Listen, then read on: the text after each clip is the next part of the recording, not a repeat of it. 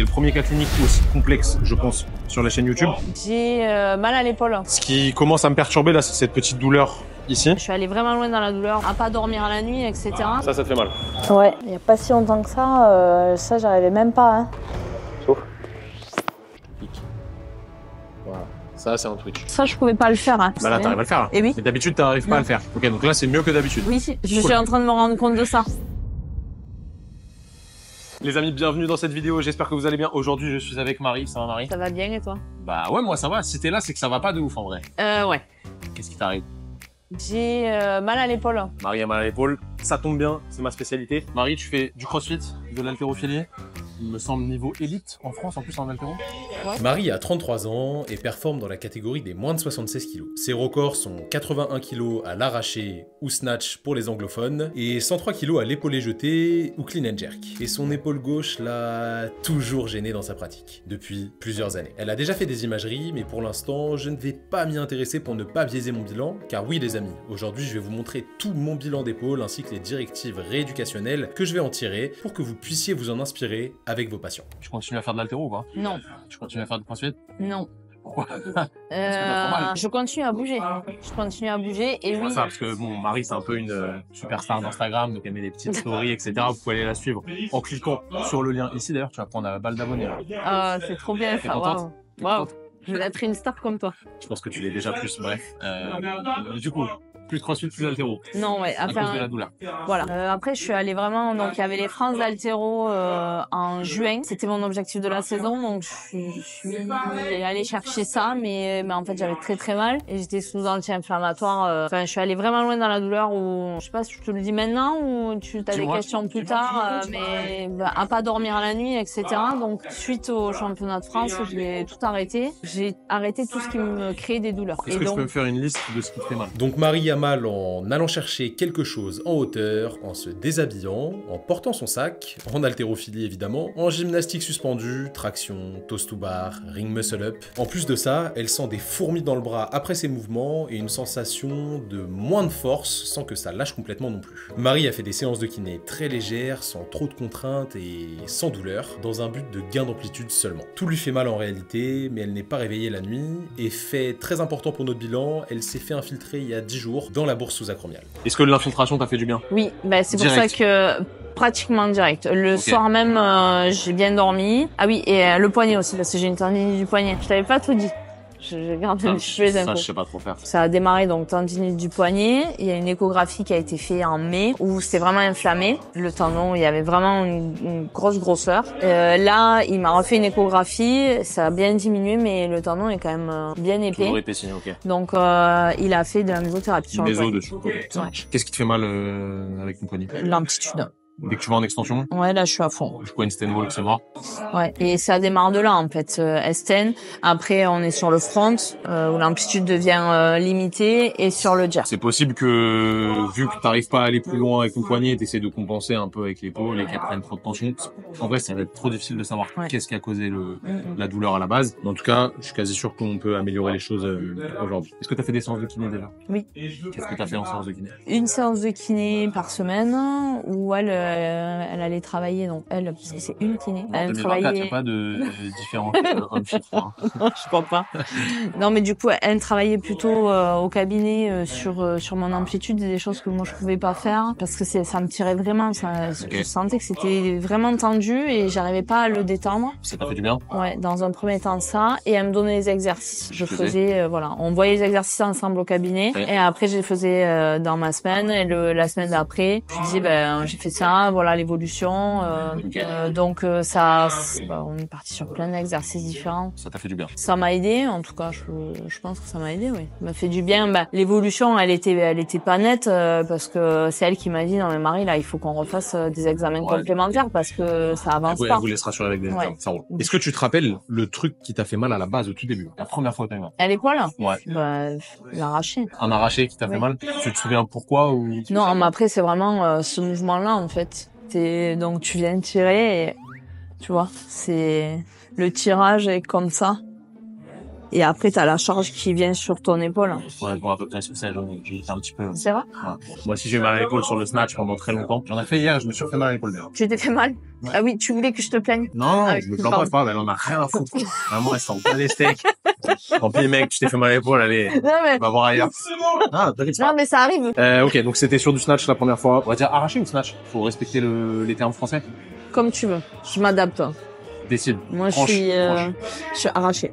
Arraché. Puriste alter. Allez, puriste altéro, let's go. Du coup, première fois, douleur sur de l'arraché. Est-ce que t'as déjà senti ton épaule être un peu instable? Elle est instable. Ok. C'est pas déjà ressenti, c'est tout le temps. Ça, c'est un travail. J'arrive pas. J'ai l'impression que de travailler dans le vide des fois, tu vois. Ouais. Parce que je sens qu'elle est instable. Je dis bon, ben on va travailler que ça. Ça marche, sauf que mes charges elles augmentent et du coup elle est de nouveau instable. Dernière petite question. Tu fais quoi comme travail? Je suis responsable de service. Je suis assise sur. T'es beaucoup sur l'ordinateur? Ouais. Et je suis comme ça. Ouais. On va aller checker ces petites cervicales. Bon les amis, c'est parti, on va regarder déjà la mobilité de Marie, on va essayer de voir un petit peu les symptômes, si vous pouvez les reproduire, et ensuite on va voir ce qu'on fait. Là il y a plein de choses, c'est le premier cas clinique aussi complexe, je pense, sur la chaîne YouTube, avec des douleurs sur tous les mouvements, en vrai t'as mal un peu sur tout, donc c'est un peu plus difficile pour moi, mais je vais essayer de m'adapter et de faire fumer le cerveau. Est-ce que tu peux s'il te plaît me lever les deux bras le plus haut possible, avec les pouces vers l'arrière? Comme ça? Ouais. Ça fait quoi? Ça craque. Ça craque? À gauche? Oui. Pas de douleur? C'est un gêne, c'est pas une douleur, mais si je fais tout ça là, tout ça je le sens. Vas-y, on fait. Là, c'est plus difficile d'un côté que de l'autre, mais. Donc ce qu'on voit quand Marie a fait ça, c'est que direct elle s'échappe un petit peu de l'axe ici. Elle vient passer là en abduction, rotation externe, alors que là t'es plus proche de ton oreille, tu vois. Déjà, petite compensation ici. Vas-y, relâche-toi. C'est quoi quand c'est moi qui fais? Ça fait mal. Et Marie a tout aussi mal lorsque je lui fais que lorsqu'elle le fait en actif. Mais en même temps, je reste dans l'axe de pure flexion, donc on comprend pourquoi elle l'esquive habituellement. Ça me prend le triceps ici. Je sais pas ce que c'est, mais... La tension que sent Marie est vraiment typique d'une tension en lien avec une racine nerveuse. Le reste de la mobilité est correct, mais un peu limité en rotation médiale aussi. Évidemment, on a comparé à l'autre épaule. En tout cas, on peut exclure une épaule raide vu sa mobilité, exit la fameuse capsulite. Petit déficit en rotation interne, tu vois, donc forcément, sur ton tirage, si t'as pas la, et encore je prends un très bon exemple, hein, mais si t'as pas la capacité à être assez proche de toi ici, bah tu forces et du coup tu viens compenser dans une position un peu chelou, alors que si t'avais la bonne rotation, c'est plus simple de garder la barre proche. Donc ça se travaille, ça va être une piste d'amélioration, mais je pense pas que ça améliore tes symptômes directement. Ça va être plus un truc qui va améliorer ta technique, et du coup tes perfs, et potentiellement tes douleurs. Mais ça va pas être le plus important pour le moment. Si j'ai pas de douleur à tirer, je vais soulever plus lourd, quoi. C'est sûr. Ce qui commence à me perturber là, c'est cette petite douleur ici, que tu décris là sur le triceps un petit peu. On va regarder les cervicales, évidemment, c'est obligatoire de toute manière, on va regarder après. Un petit peu, parce que ça vient tout le temps me tendre, mais donc elle est... Tendue, ici. Je suis tendue. Sur la gauche, pas à droite. Beaucoup moins. On va maintenant faire des tests pour essayer de trouver des marqueurs vis-à-vis de la douleur de Marie et affiner notre diagnostic qui est pour l'instant... pas très précis. Mais c'est le jeu d'un raisonnement clinique. Et d'ailleurs, si tu veux apprendre à raisonner cliniquement comme moi sur l'épaule, je t'offre la première partie de ma formation. Optimiser la rééducation de l'épaule, plus une heure de formation gratuite sur l'épaule évidemment, pour les kinés qui veulent gagner du temps, mieux soigner les épaules de leurs patients, et tout ça sans se prendre la tête. T'as juste à cliquer sur le lien en haut à droite de l'écran ou dans la description. On commence par le test de job. Pas du tout spécifique ni sensible pour n'importe quelle pathologie, mais un bon marqueur fonctionnel de force et de douleur. Marie est bien plus faible à gauche et elle a mal. Elle me donne une douleur à 4 sur 10 sur le test avec le bras de levier long et quasi aucune douleur avec le bras de levier court, comme tu peux le voir. N'essaye pas de prendre mon accent. Là, tu vas pousser vers le haut. C'est mon accent aussi, hein. Non. Il t'appartient pas. Hein. Ouais, ça fait mal. Oui. De 0 à 10, combien? J'ai pas envie de le faire parce que je sais que ça me fait mal. T'as dit 4 tout à l'heure, là, c'est combien? Un peu plus. Un peu plus? Ça veut dire quoi, un peu plus? Oh, je sais pas. Un de plus, tu comptes, après, tu sais pas compter. 5. Ouais, un de plus, 5. 5. Tous contre moi. Ok, ça tu kiffes pas. Non. Marie a plus mal à droite qu'à gauche sur la rotation latérale, mais uniquement en R2. En R1, ça semble plutôt bien aller, donc pour nos exercices, on n'ira pas forcément travailler en R1, c'est logique. Maintenant, on va aller réaliser nos tests pour l'instabilité, vu que Marie nous dit qu'elle se sentait instable. Même si personnellement, j'ai des petits doutes sur une réelle instabilité. Du coup, là, on va regarder instabilité glénomérale antérieure. Relâche ton bras. Ouais. Ça fait quoi? Ok. Pas d'appréhension, pas de gêne? Non. C'est bon, vous pouvez vous rasseoir, madame. T'es déçu? Non, pas du tout. Ah. Du coup, test d'appréhension négatif. On s'en doutait de toute façon, même si t'as dit que ton épaule, elle était instable. Je pense que ce que tu veux dire, c'est que des fois, t'as du mal à la contrôler. Mais elle a pas tendance à sortir. Non, non, beaucoup moins. Mais c'est l'instabilité d'ici. C'est pas l'épaule. T'as ton omoplate Ouais. qui est pas très stable. Ça marche. Là-dessus, on pourra le travailler sans aucun problème. Quand le test d'appréhension est négatif, on n'a même pas besoin de faire le test de relocation ni de release, car on peut directement exclure une instabilité antérieure. Maintenant, on va regarder si Marie a des symptômes en lien avec une instabilité postérieure, même si je n'y crois pas trop, vu son anamnèse. T'as rien à faire. Tu me dis juste ce que tu sens. Le test de Kim et le test de Jerk sont douloureux sur l'avant de l'épaule, mais pas symptomatiques au sens propre d'une instabilité postérieure. Pas d'appréhension, ni de claquement. On n'est donc pas sur une problématique d'instabilité postérieure. On va donc exclure cette problématique et regarder si on n'est pas sur une pathologie en lien avec l'acromioclaviculaire grâce au cluster de tests de Chronopoulos. Et à quelques tests que je rajoute aussi personnellement, comme la fin d'amplitude en élévation avec compression. Marie n'est pas gênée sur tous ces tests, alors on peut aussi exclure une problématique acromioclaviculaire. On va tester la supination, la flexion de coude contre résistance, le test de speed modifié et le biceps load to test pour mettre le biceps dans une position où il sert à la stabilité antérieure de l'épaule. On finit par un test où on met le biceps en tension maximale avec un début en étirement et Marie n'a aucune douleur particulière provoquée par ces tests, donc on peut exclure une pathologie en lien avec le biceps, même si c'est pas forcément en accord avec les résultats de l'échographie. Et oui, il faut réussir à s'en détacher les amis, sans les jeter à la poubelle non plus. Est-ce que t'as mal au cou de temps en temps? Tout le temps. Surtout à gauche? Ouais. Je sens, en fait, j'ai l'impression que c'est bloqué et je fais ça. Et souvent, j'ai une cervicale. Je suis des cyclistes quand tu prends des ronds-points. Regarde même pas ses angles morts. Rien à foutre. Si je tourne la tête quand je fais du vélo, je peux tomber. Hein. Ah ouais, c'est dangereux ça. Hein. Ouais. Mais heureusement que les gars ils sont vigilants Ouais. parce que T'as des petites fois, roulettes derrière ou pas? pas encore, mais je crois qu'ils veulent me les mettre. On va donc pouvoir évaluer l'amplitude de mouvement actif de Marie en extension, en flexion et en rotation. L'extension n'est pas complète hein, et la rotation gauche est douloureuse et la rotation droite est limitée. Donc là, Amine Kiné, chose très intéressante, quand Marie tourne à gauche, on a une gêne sur l'angle fermé, et quand elle tourne à droite, on a une gêne sur l'angle ouvert. Donc ça montre forcément qu'il y a quelque chose à faire au niveau cervical à gauche. On regarde ensuite les inclinaisons qui sont aussi limitées mais plus gênantes sur l'angle fermé à gauche. On teste ensuite la rétraction et la protraction. La rétraction est très limitée. On va donc directement commencer à chercher une modification de symptômes simple pour Marie en partant sur des extensions avec contre-appui pour limiter la gêne et bosser surtout le rachis cervical supérieur. On va ensuite regarder si les autres mouvements se sont améliorés et retenter le test de Job qui était douloureux. Évidemment les amis, j'aurais aussi pu faire des rétractions mais j'ai pas choisi de le faire là, me demandez pas pourquoi. Il n'y a pas de bonne ou mauvaise manière de commencer la modification de symptômes. La seule règle c'est de tester d'abord l'axe. Oui. C'est mieux. Oui. Pareil pour la rotation latérale en R2 qui faisait mal à Marie au début de notre bilan et bah là elle avait moins mal. On continue donc nos extensions mais sans contreprise cette fois-ci pour être encore plus global. Et surprise, la rotation latérale s'est améliorée et les rotations cervicales sont plus libres alors qu'on ne les a pas travaillées. On va éviter les accidents en vélo maintenant. Est-ce que si tu te suspends, t'as mal? Oui. Allez-y, suspendez-vous madame. Ça te fait mal. Ouais. Et si tu fais une traction? Alors j'en ai pas fait depuis longtemps, mais vas-y. Si t'en fais une strict, genre. Ça te fait mal ou pas? Ça va. C'est le départ. Le départ te fait mal? Ouais, c'est Comment ici. initier le... Là, en fait, tout ça là. Ok. Là, et des deux côtés. De 0 à 10. C'est un petit, ça va. Genre tout à l'heure on était à 4-5. Ouais, on a 2-3. 2-3. On augmente les forces avec de la mobilisation passive en extension. Comment c'est possible que ça vienne des cervicales hein? C'est la contraction, c'est moi qui... Déjà, ton taf il favorise le fait d'être sédentaire. Mm. Donc de passer de longues heures assises. Et surtout, je suis comme ça. Voilà. En plus, Ok. t'as cette position écran en un. T'as des lunettes ou pas? Ouais, Tu les mets pas? ça dépend. Ça dépend, voilà, il y a ça qui peut aussi jouer. Le fait que tu sois une femme, malheureusement, il y a plus de risques d'avoir des problématiques cervicales.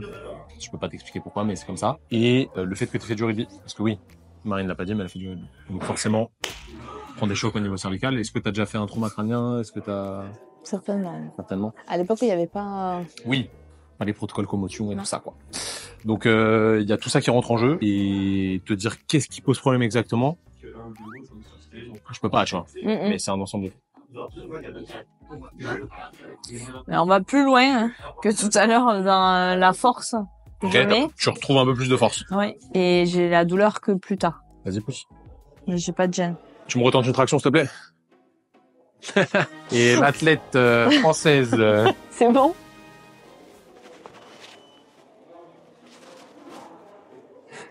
La traction, non, j'ai pas mal. Et le début. Et ça, non, mais tu vois que ça, je pouvais pas le faire. Hein. J'arrivais même pas à le faire. Donc Bah là, t'arrives à le faire. Là. Et oui. Mais d'habitude, t'arrives pas à le faire. Ok, donc là, c'est mieux que d'habitude. Oui, je suis en train de me rendre compte de ça. Ah, c'est bien.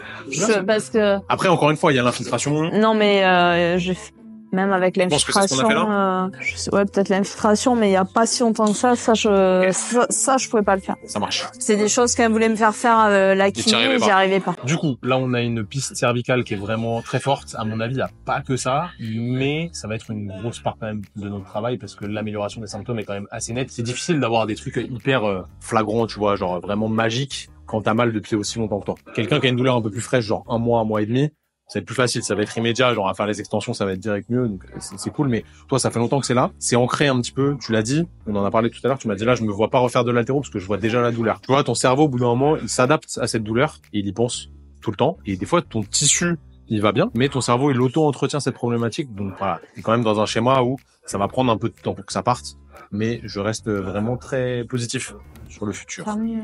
Non mais vraiment. Oui, non, moi aussi. Je pense que ça va revenir bien. Donc, cervical, on aura quelque chose à faire. Je vais trancher à la fin du bilan sur quel exercice Marie va répéter, sachant que je ferai une programmation à côté d'exercices spécifiques, mais il y aura une modification de symptômes à faire régulièrement la journée. Maintenant, ce qu'il faut qu'on fasse, dernière chose à aller évaluer, c'est ta capacité de force ou d'endurance de force au niveau de l'épaule. On va évaluer l'endurance des rotateurs latéraux pour voir si son côté gauche est plus fatigable que son côté droit. C'est un test ultra pertinent pour tous vos patients si vous êtes kiné. Et j'en parle dans la formation que je t'offre au sujet de l'épaule. Si tu veux améliorer ton raisonnement clinique et tes bilans sans te prendre la tête, t'as juste à cliquer sur le lien en haut à droite de l'écran ou dans la description. C'est cadeau. Le tempo est de 2-0-2-0, donc 2 secondes de concentrique, 2 secondes d'excentrique, à un poids aux alentours des 2% du poids de corps. Minimum 25 répétitions pour une sportive comme Marie, et évidemment on compare au côté opposé. C'est mieux à gauche qu'à droite en termes de fluidité, mais la performance est similaire. Ici, et tu vas venir freiner. Et remonter. Ok, t'essayes de m'en faire 5 de chaque côté, tu vas commencer à droite. C'est quoi, c'est comme ça? Comme ça? C'est ça, exactement. Là, c'est bon? Là, vas-y, tu descends. Et tu remontes. Ça va ou pas? Ouais. C'est l'omoplate. Descends bien jusqu'en bas. Ah oui. Là. Ok, de l'autre côté. Il n'y a pas si longtemps que ça j'arrivais même pas. Hein. On va voir. Hein. C'est la position des bodybuilders, ça? Pas du tout. Attends, je me concentre.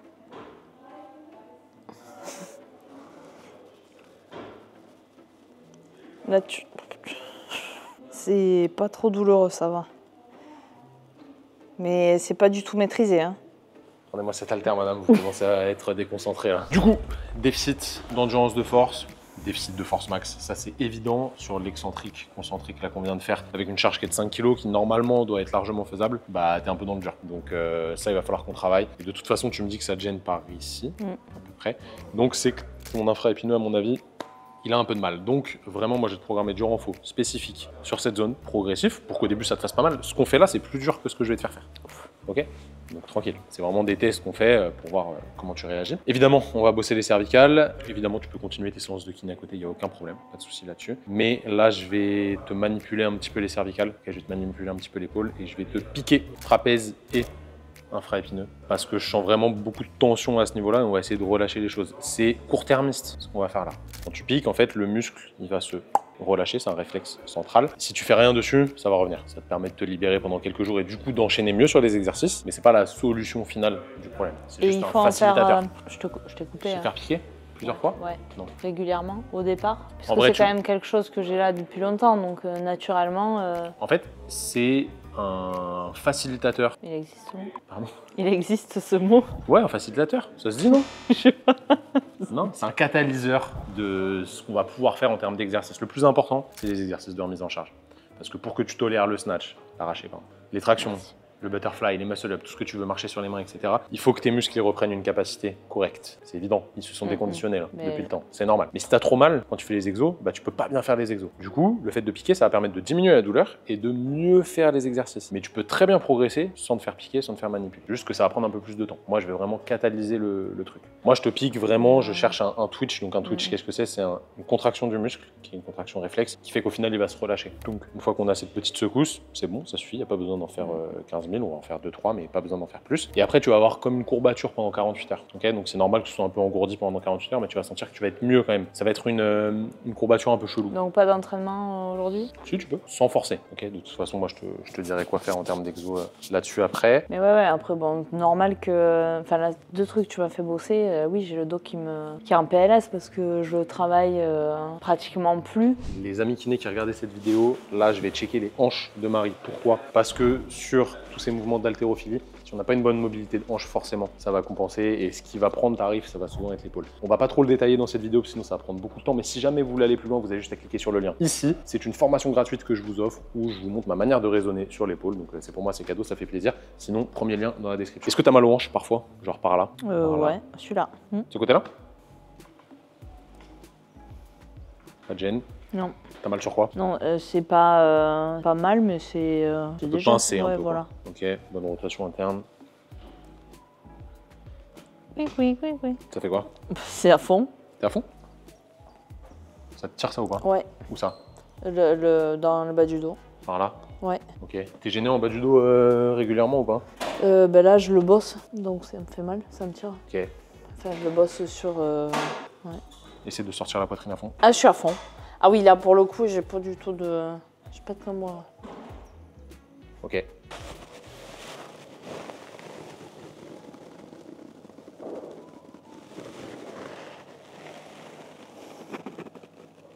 Tu sens plus gêné d'un côté que de l'autre ou pas? Bah, là, je suis à fond. Ok. Et c'est au milieu du dos.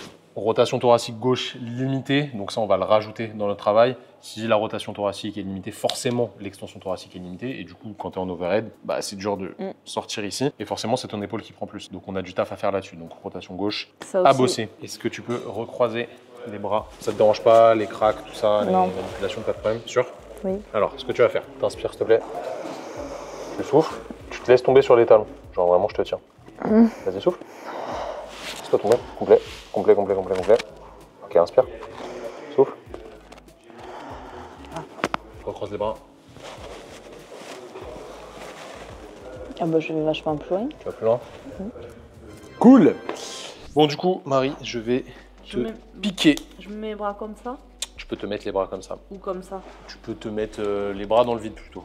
Tous les kinés qui nous regardent, qui sont sceptiques sur le dry needling, je vous mets quelques études ici. Vous allez voir que vraiment, il n'y a aucune raison d'être sceptique. Tant que c'est bien fait, il n'y a pas de problème.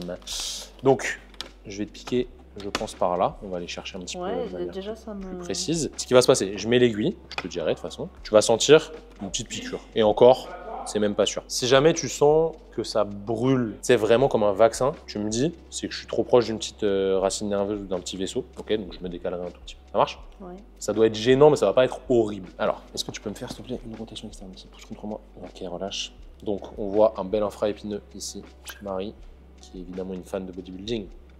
C'est quoi l'endroit qui te fait le plus mal quand j'appuie? Ah bah là, tu étais... ouais. Là. Là, on est dessus? Ah oui. Ok. Piqué là, on a un trigger juste ici. Ça fait mal juste sous mon doigt ou ça diffuse? Là, ça diffuse partout, même sur le devant de l'épaule. Ah, bien. Est-ce que ça refait un petit peu ta douleur habituelle? Ça vient là, oui, à la douleur. Ça roule. Ça va? Je te pique. Tu sens quoi? Je sens rien. Rien du tout? Non, c'est très diffus. Ok. Qu'est-ce que tu entends par très diffus? Je sens quelque chose, mais c'est pas fort. Comment tu sais que tu es dedans pour toi? Tu travailles dedans, ouais. Ah bah oui, je suis dedans. Parce que ça bouge? Je suis dedans. Pardon. Non, mais ça c'est... C'est toi qui sens si je suis dedans ou pas? Mais justement, je sens pas. Ah, c'est qu'elle est trop petite. Non, mais c'est... Là, ça bouge? Pour l'instant, il n'y a pas eu de Twitch, mais c'est pas grave. J'ai pas forcément besoin d'un Twitch pour que ce soit efficace. Je sentais qu'en tout cas, c'était bien induré, tu vois. C'était vraiment dur quand j'ai piqué. Ah oui. Il y a plusieurs façons de travailler avec ça.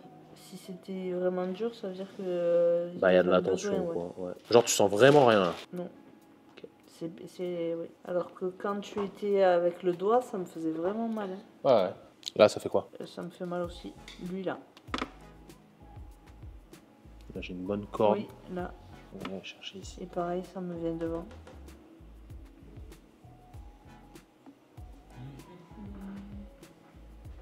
Ça va ou pas? Oui. Senti quoi? Je sens que tu tournes, mais C'est la première fois que je sens rien du tout. Ah. T'as senti quoi là? Là je le sens un petit peu. C'est-à-dire? Que tu bouges à l'intérieur. Ok. Il n'y a pas de trigger quoi, c'est ça? Si, il y a un trigger, mais on n'a pas eu de twitch, mais c'est pas grave ça. Je pense que sur le trapèze, t'en auras un. Après, j'ai pas de piqué. Je te repique juste une fois le trap et c'est tout. Mais t'inquiète pas, tu vas quand même sentir qu'on a bossé. Après, peut-être que je sens moins parce que je m'en sers pas de tout ça. Tu sens quoi là? Oh, mais ça me fait mal. Là où tu pinces. Pile poil où je pince, et dans le truc. Quoi. Là, oui.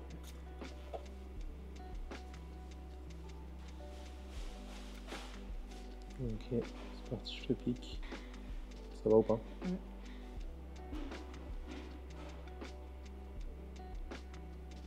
Voilà, ça c'est un twitch, tu vois là, tout de suite on a eu la petite contraction. C'est surprenant, ça fait pas mal. Non, ça fait pas mal, mais je sens que c'est... Ouais, il y en a eu un deuxième là, non? Il y en a eu un deuxième. Un mini. Là, tu vois, je suis pile poil dessus. Si je vais rechercher, on va le refaire. Dernière. Il est pas loin, hein, juste. Là. On va essayer d'épuiser. Yes. Ok.